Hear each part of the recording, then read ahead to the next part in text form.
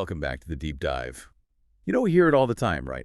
Someone misplaces their keys or misses an email and they say, "Oh, I'm so ADHD today." Right. And that casual use, it sort of risks watering down what is a really severe disorder for millions of people. Exactly. It's not just a funny, chaotic moment. Yeah. For some people, it's the fundamental way their brain is wired. And that's what we're getting into today. We're going straight to the source material, the DSM-5-TR, which is the authoritative guide. And it defines ADHD as a neurodevelopmental disorder. The key words there are impairing levels of inattention, disorganization, and/or hyperactivity impulsivity.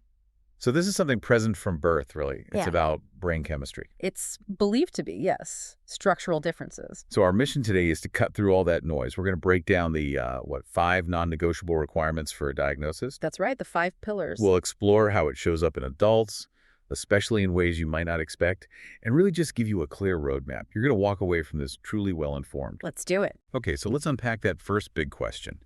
Everyone feels scattered sometimes. Everyone forgets things.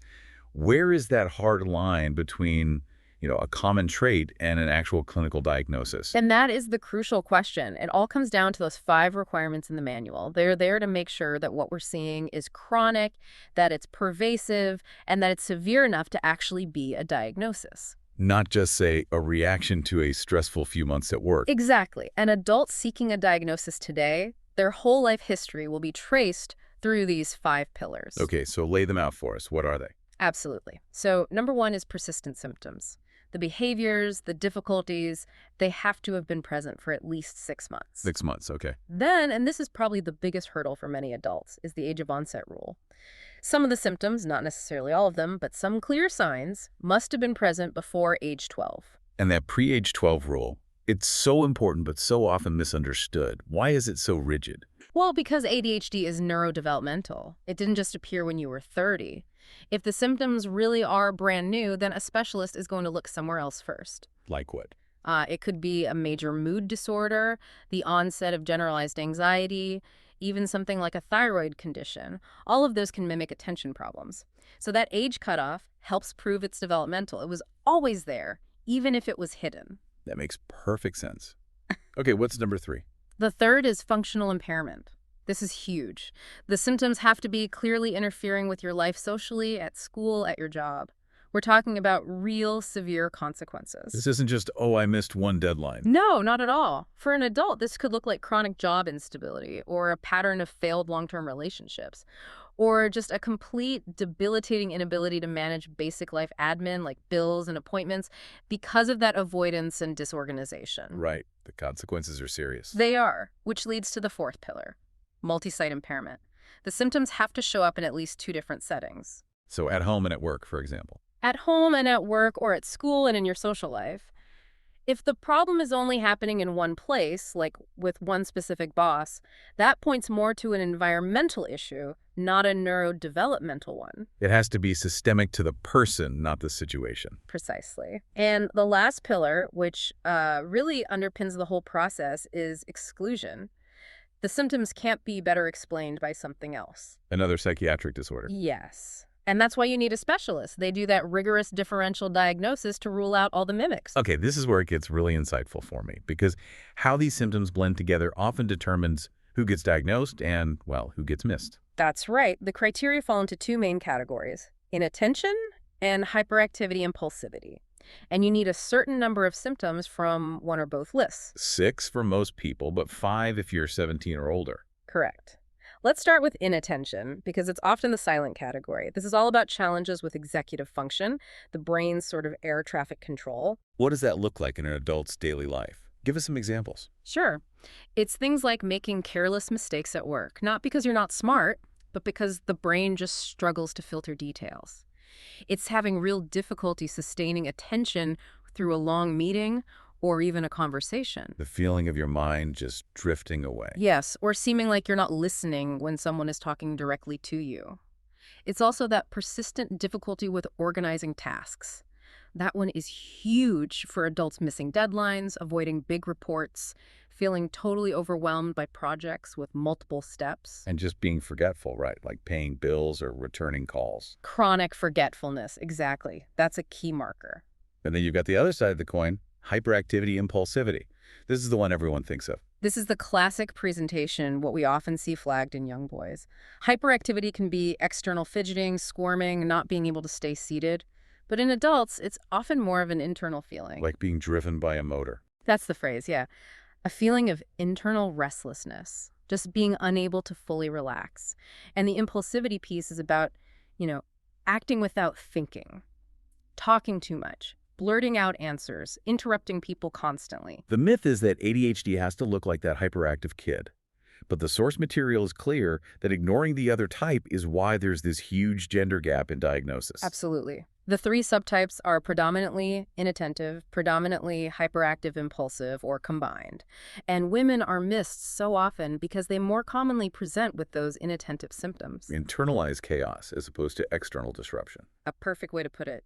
Daydreaming, disorganization, being quiet and overwhelmed, those things just don't get you sent to the principal's office, so they're missed. And this leads to this idea of masking, which is just profound. Masking is the immense, monumental amount of energy someone spends just to appear normal or neurotypical. It's like you're constantly running this incredibly complex software in the background of your mind just to keep up. So you might see someone who seems incredibly successful and on top of things. And in private, they're completely falling apart. They might spend 4 hours on a task that should take 30 minutes, or their home life is in total disarray because every ounce of their energy went into keeping up that facade at work. It's not about being lazy. It's a neurological difference that requires a huge effort just to meet baseline expectations. That's the core message. It's a difference, not a defect. But without management, the symptoms can be debilitating. So if someone is listening, and this is all starting to sound very familiar, what does that journey to clarity look like? We've said it's complex. Where do you even begin? You start with a specialist, usually a psychiatrist who focuses on neurodevelopmental disorders. The assessment itself is, it's very comprehensive. It's all about building that deep personal history. They need to prove it started in childhood. They do. They'll look at your school reports, talk about your friendships, your work history, your family life, and they need a full medical and mental health history to start that process of exclusion we talked about. And I understand they often bring in, for want of a better word, witnesses. They do. It's actually a crucial step. They'll often ask to speak to someone who knew you well as a child. A parent is ideal, and someone who knows you well now, like a partner. Why is that so important? It provides objective data. Adult memory, especially from early childhood, can be unreliable. So getting that external context helps build a much stronger, more accurate picture. And it's so important to stress this is all clinical. There's no blood test for ADHD, no routine brain scan that gives you a diagnosis. None at all. It is entirely based on that exhaustive psychiatric evaluation and history. Now, tests might be used to rule out other things, like a thyroid condition, but not to diagnose ADHD itself. And that filtering process is critical because of comorbidity. ADHD often doesn't travel alone. It rarely does. It's incredibly common for people with ADHD to also have coexisting conditions. We see very high rates of depression, generalized anxiety disorder, addiction issues, and also learning difficulties like dyslexia. And the sources point to a really sobering statistic here, that people with ADHD face a significantly higher risk of suicide. And that just underscores the intense suffering that comes with this. If you spend your whole life feeling like you're failing, you can't hold down a job, your relationships are always strained, and you don't know why, it creates a profound mental health crisis. It makes getting a clear diagnosis not just helpful, but a necessary health intervention. Absolutely. So let's just quickly touch on what we know about the causes. We said it's neurological. What's actually going on in the brain? No, there's a very, very strong genetic component. If you have it, it's highly likely it runs in your family. Okay. And anatomically, studies show differences in the brain. Things like reduced gray and white matter volume, particularly in the frontal lobes. That's the brain's control panel for planning, inhibition, working memory. So the symptoms we see, the disorganization, the impulsivity, they literally map onto these physical brain differences. They do. It's a difference in how the brain is wired and how it regulates key neurotransmitters, especially dopamine and norepinephrine.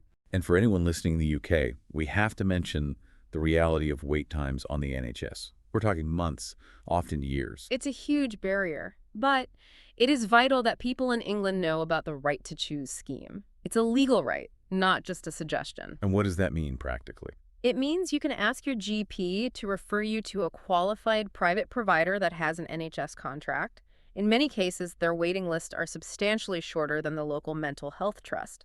It can speed up the process dramatically. Okay, let's shift from diagnosis to management. If someone gets that diagnosis, what happens next? You don't just grow out of it, but you can learn to live well with it. For sure. And the key is that treatment is almost always multimodal. It's a combination of things. It's lifestyle, therapy, sometimes medication.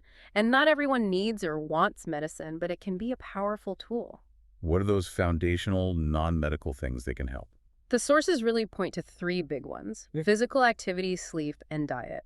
Exercise is just essential, not just for physical health, but for managing that internal restlessness and any coexisting anxiety. And sleep, I imagine, is huge. Sleep is non-negotiable. A strict routine, a dark, quiet room, and avoiding all the usual suspects before bed screens, caffeine, sugar. Okay. And what about at work or in college? What are some of those reasonable adjustments that can make a real difference? They're all about targeting the executive function issues.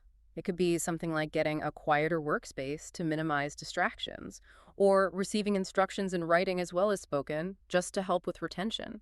It could even be getting help to plan big projects, right? Yes, having someone to help break down and sequence those big, overwhelming tasks can be a game changer. And then there are the medical options. Yeah. Medication is often incredibly effective, but it's also misunderstood. It is. The main medications, like methylphenidate, are stimulants. They work by helping to regulate those neurotransmitters, the dopamine and norepinephrine in the prefrontal cortex. So it's not about forcing focus. It's more about improving the brain's own ability to regulate itself. That's a great way to put it. It helps the brain's control panel work more effectively.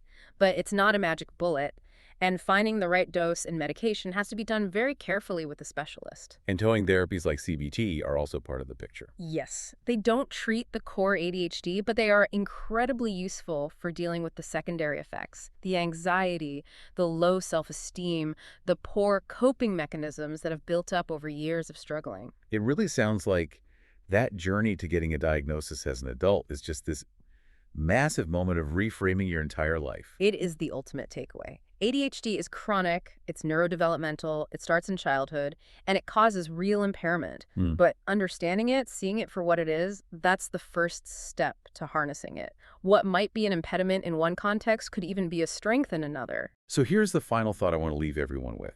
Considering how long and complex this whole process is, with these massive waiting lists and with so many adults out there masking their struggles every single day just to get by, what are the big societal shifts we need to make to truly support neurodivergent people? We need systems that provide accommodation, not just a late diagnosis. Something to think about. Indeed. And if you are navigating this, please know there are resources. Organizations like ADHD UK and ADHD Adult UK have fantastic information and peer support. And of course, if you need immediate mental health support, helplines like Samaritans are always there. Thank you so much for joining us on this deep dive into adult ADHD. We'll catch you next time.